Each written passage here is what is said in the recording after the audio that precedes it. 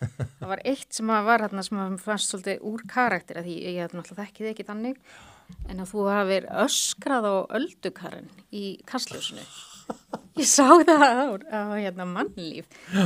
Hvað gerðist þar? Þú vart alltaf, að því að ég horfði á þig í kastljósu, þú varst alltaf bara svona melló og bara dipló og... Ég sko, já, fyrsta lagi ég bara öskra aldrei sko. Nei. Þannig að hérna, þetta fyrsta lagi ekki satt. Nei.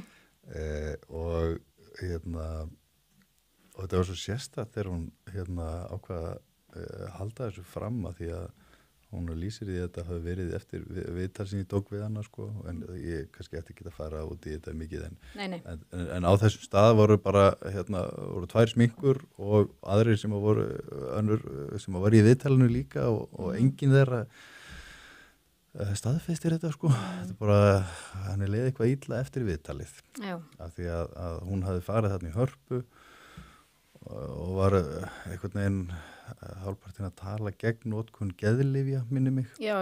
Og þarna voru börn í sko að glíma við, eða ungmenni að glíma við kannski sjálfsvígshugsanir og svoleiðis og hún mætir þarna sem svona einhver leikmaður og hérna ekki sálfræðingur og ekki geðlæknir og að tala gegn þessu og hérna ég nálgaðist málið sem fjölmiðlamaður á þann hátt að fá hana og svo sálfræðing. Já.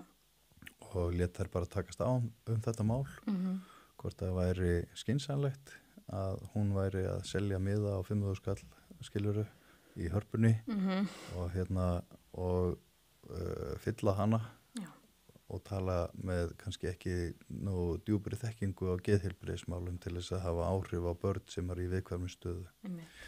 Og henni fannst hún greinilega vera komin hana upp að vegg. Já, að sér vegið hana. Að sér vegið og ég veit ekki það, ég hef örugglega verið gagnrýnin í þessu viðtali. Já, eðlilega. Og þetta finnst mér bara mikilvægt sko.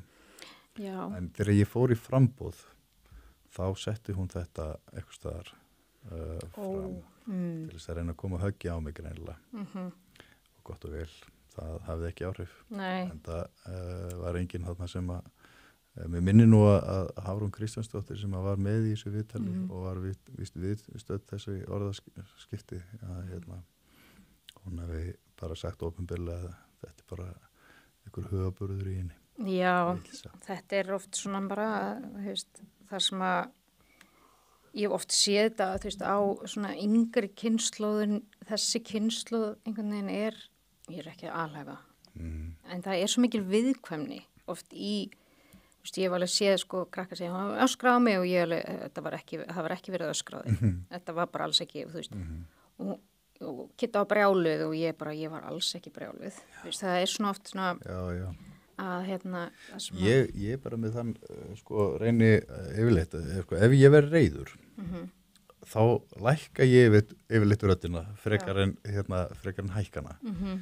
Af því að mér finnst það bara svo hérna þú leið og þú byrjar einhvern veginn að æsa þig mikið sko og þetta kannski háumanni í pólitík vegna sem ég finnst ekkert gaman að stjórnmálamönnum sem standa upp í pontu og eru bara hérna öskrandi og hérna þú veist, ausandi einhverjum svívirðingum yfir aðra. Þú veist, það bara ekki mín pólitík. Og hérna þannig að ég tengi bara rosalega lítið við þessa frásögn og hérna já. Það ekkert eitthvað, mér finnst alltaf þegar fólk fyrir að hækka róminn að þá sé að nota það sem svona helmingin af vopninu sínu, þú veist, það ekki orðin heldur bara hvernig ég segi það, þú veist, ég ógna þér. Það búin að tapa leið að hækka róminn. Já, ég alveg sammála því.